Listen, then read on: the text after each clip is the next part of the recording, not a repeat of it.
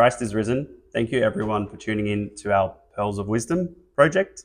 Today we have Father Edward Waters, who is our visiting priest, while Father Constantine Varipatis and Presbytera Eleni Varipatis are away on our pilgrimage in Greece and Georgia.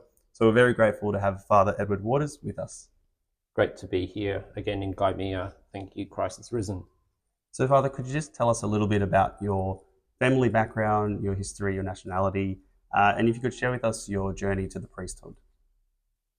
Sure. So basically, I think that all of those questions to me relate to two themes, which I think are very big in Orthodoxy, which is mystery and also the mercy of God. So my grandfather on my dad's side was Australian. He was actually a Uniting Church minister. But on my mum's side, my grandparents on that side came from Ukraine. They were taken as forced labourers after World War II. And from these two sides of the family, what always appealed to me most was when we had our two Christmases, we would have the Orthodox Christmas, the Australian Christmas, and the mystery that surrounded all of what my grandma was doing with icons, if we went to an Orthodox church, that sense that it was different to the world that we lived in. There was something mysterious about that really resonated with me and made me really want to learn more about Orthodoxy, to focus on that side of things. And you know, over time, it was also interesting that the nationality became more important over time, because like most people who are from Ukraine, not only if they grew up in the Soviet Union, but also to this day will understand some Russian and have a complicated relationship with Russia. And that was definitely the case with my grandparents, who had, you know, spoke a lot of Russian, spoke a lot of Ukrainian, and sort of found themselves between two worlds at different times, never really fitting into either community. At the end of her life, my grandmother was going to the Greek church. So I have an uncle who married a Greek lady, so I have a Greek aunt. And in my family in Ukraine that I recently discovered, we also have Greek connections there. There are many Greeks who live in the Black Sea area of Ukraine. And amongst those, I count some relatives who today are living in occupied areas of Zaporizhia, where you would have heard the nuclear power plant is. So that's sort of the family side. In terms of priesthood, for me, it's been really an example of the mercy of Christ. That's been something that I've been called to. I was originally ordained in the Russian church, and that became untenable as the situation with Ukraine continued to evolve to the state that it's in now. I felt myself very uncomfortable about the relationship of the Russian church to the Russian government. And at the time I left ministry in the Russian church, I really was not sure that I would ever get the opportunity to go into priesthood. I left as a deacon, and I was with the Kiev Patriarchate, which at that time was not recognized within Orthodoxy. Yet through His All Holiness, the Ecumenical Patriarch, in granting recognition to the Church of Ukraine, and then asking in the diaspora that clergy from those old jurisdictions like the Kiev Patriarchate be incorporated into our Holy Archdiocese.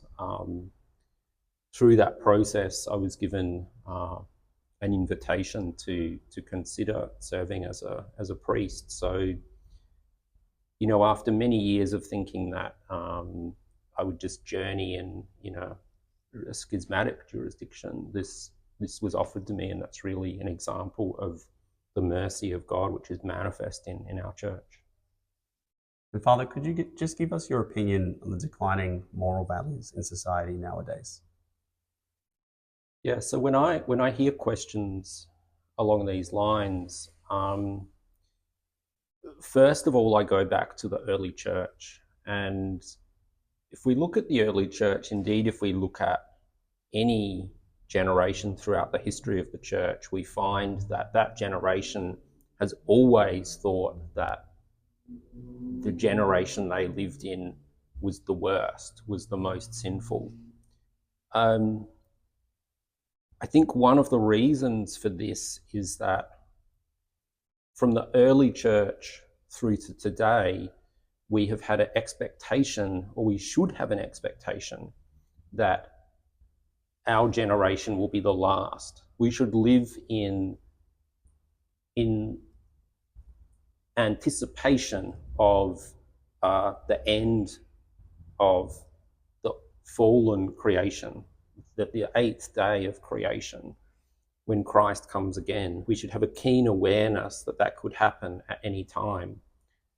And I think to the extent that we perceive our times as special compared to any period which has gone before, we can attribute that to the fact that we don't live with as much awareness of that. If we look at the writings of the Apostle Paul, although he certainly criticized different practices within his society and within the people in his churches, at the same time, this was not a dominant theme, I would say, because more dominant, more urgent was the fact that he believed, and the Christians believed in that time, that today, right now, as we're sitting here, this could be the time when the end of everything happens. And so I think if we focus more on the fact that our lives could end in a moment, we will find ourselves less concerned about what other problems there are, what other people are doing, and focus more on our own soul and our own spiritual journey. And this is what's important, I think. Is there anything tangible we can do to achieve that, as you mentioned? So within the church, we have everything we need. So if we follow the fasts of the church, attend the services of the church, try to understand more the essence of our faith, try to live our lives as if we were to become so like Christ that if people met us, they would go away and they would think that they saw something of Christ in meeting us. If we try to become so much like Christ and forget about everything else, then this is our goal. And within the church, we have all of the means to do that. Now, Father, what are your thoughts on what can be done to increase attendance and participation and the involvement of the young people in their local church community? So in change management, if we want to talk in academia and change management, the first thing you have to do to create a change is to create a sense of urgency, a sense that this is an urgent problem. So to me, the first thing that we need to go back to is to try and in some way make people aware that not only is the day-to-day world that they're immersed in, not only is that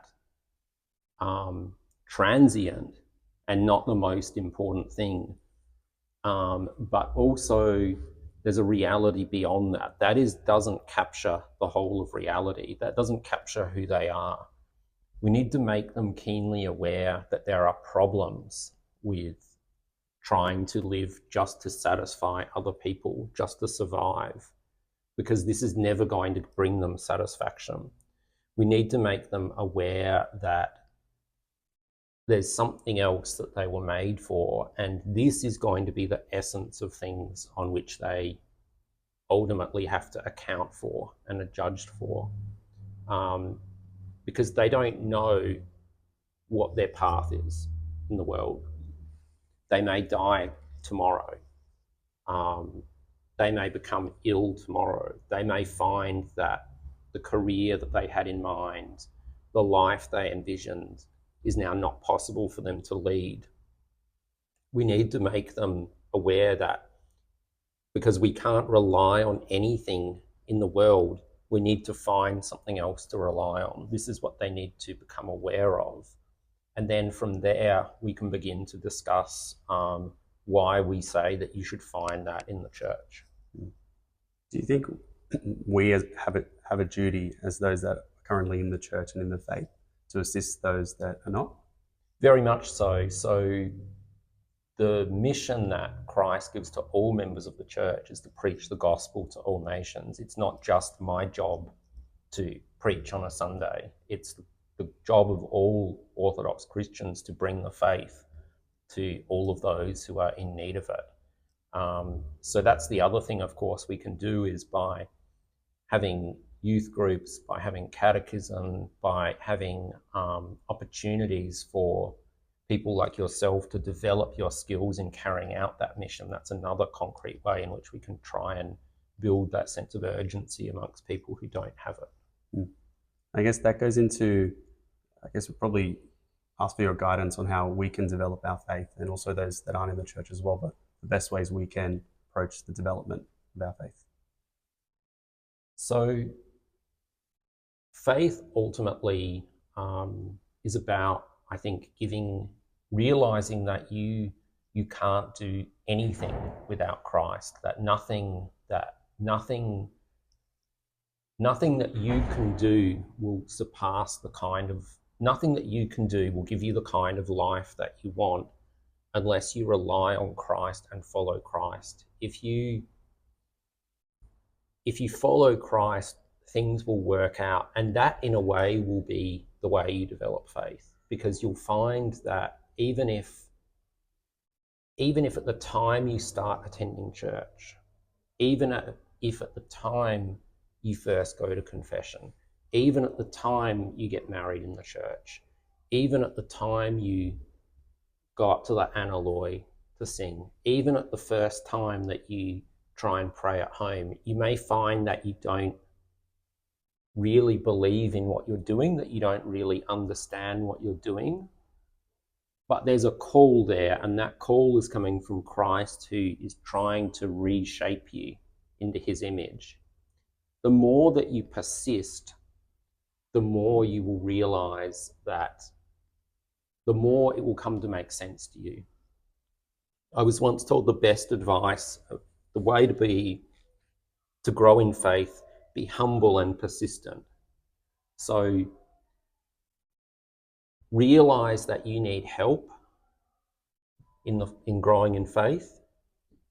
Ask for help, and then even if the advice you're given is hard to follow, persist, and you will find that even if you don't fully know it, you'll look back and find your faith has grown over time. So thank you, Father, for coming. A lot of people struggle with the faith sometimes when they look on the news. And, as a priest, you're a representative of a church. And some people prop priests up to such a high level where they're almost infallible in what they do. And as you mentioned before, states and other outside forces can even influence politics with priests. Are priests as propped up as they are, or are they as human as we all are? And how do those challenges affect you in your day-to-day activities? So, when I think of myself, I can't speak for anybody else, but I think that when I think of how I ended up where I am, I always remember Jesus' words in the gospel that he who would be first should be last. I certainly, for myself, see myself as the last of good Orthodox Christians. I'm at the bottom of what would be considered good in Orthodoxy, and I think that it's a challenge, because at times people don't want that. At times people want the answers, but I actually find, and that can be a challenge for priests because we don't have all the answers, but we do have the journey. sometimes the journey of faith is such that the plan that God has for you only becomes revealed many years after you first try and investigate it. And this is true for many of our priests. Certainly for me, it's rare that our journey towards following Christ is linear. We all struggle with feeling that we're not good enough for whatever Christ has called us to, whether that's the work you're doing now in this series, whether that's being a priest, whether that's being in the philoptical, whether that's your job, whatever it is that you're doing in your life, all of us struggle from time to time with feeling we're not good enough. And that can be a challenge in priestly ministry, but it's also, I think, important that priests do struggle with this, because otherwise I think that there's a temptation to then become caught up and think that you do have all of the answers, to think that you do have the right to judge other people, which we don't really. If I think of only one thing which His Eminence Archbishop Macarius said to me when I became a confessor, he told me to never run out of patience with anybody, no matter whether I'm tired at the time, I have something else I have to deal with. But when he was saying that, I thought to myself that actually the biggest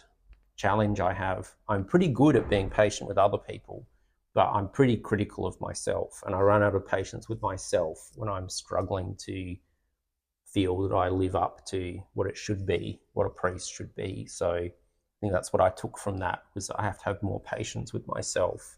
That's one of my challenges. Okay, Father. So we want to go into a topic where it's a bit sensitive on how you could approach such matters. But how do you go on with trying to minister to people, spread the faith to those who have experienced severe psychological trauma or just physical trauma and they're losing hope? So I think the first place we go is to look at the experiences of Christ when Christ lived on earth, when Christ became incarnate. Because remember, Christ inherited in his human aspect all of our nature, all of our struggles, all of our doubts. And we can see at times in the Gospels that Christ is struggling to maintain hope. Christ is going through trauma. Christ shares all of this with us. And not only because of this, but because Christ descended into Hades in order to make that a place where life now dwells. There's no place now, not even death, where Christ is not. So Christ has shared all aspects of our earthly course. He's shared our death. And through that, we hope to share his resurrection. Now, whether that means that literally we are on our deathbed, whether that means that we are dying a death in this life due to something we're experiencing, it means that because Christ has been through all of this, we can have confidence that if we rely on Christ, if we find Christ, if we let Christ journey with us, that we will overcome all of that, whether it's our physical death or whether it's a smaller struggle that we're going through, but yet we experience it as an existential struggle. We will always emerge from that if we remember that Christ has been there and Christ is still there with us as we confront whatever issue it is that we're dealing with. Okay, Father, so you've already mentioned that Jesus and what he did for us when it came to his crucifixion. So, how would you describe God's love and mercy? How does he do it? Is he more of a strict father, or is he liberal? I think that whenever we deal with God's mercy, the problem that we face is that we find it very difficult to move beyond our ideas of justice and mercy. Mm. But we need to remember that our ideas of justice and mercy are not what justice and mercy are to God. So they're only in relation to our limited understanding of that. Now, many saints have tried to deal with this concept and have said this far better than I could say it. So I use the words of St. Isaac the Syrian, who says, just as it's impossible for fire and straw to be in one barn, it's impossible for mercy and justice to dwell within one being. So when we speak of the justice of God, we speak of it in its minuscule essence compared to his mercy. God's justice is like one drop of water in an ocean compared to his mercy. I think this is the best image which I've come up on this issue. Yeah. So the rule set that God goes by may not be one-on-one with what us humans think is right and wrong, because obviously he's all-knowing, being that we have a limited amount of knowledge.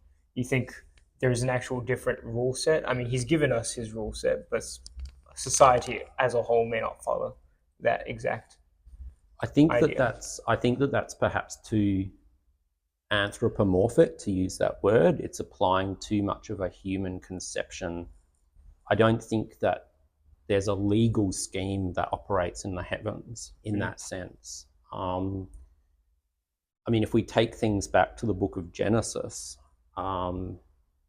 and to look at the fall, and then to look at everything that unfolded after the fall, initially we were not created with a written law. We were not created with a list of, we were not created with a large list of things. There was one main aspect of it, which was around the tree, that metaphor around the tree that we shouldn't eat the fruit of. The law of the Old Testament, for example, was given later, after the fall, as a way of perfecting ourselves. So a lot of the legal and moral concepts that we take as governing our lives arise after the fall, arise from our imperfections, arise as a way to try and make sure that we can be more like God in our lives when we don't have the inclination to do it within ourselves. God doesn't need any such law because God is not fallen, that God is uncreated.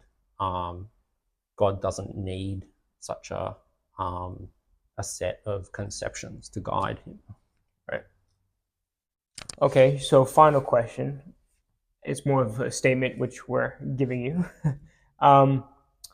What would be your wish for the world today? Just your personal wish.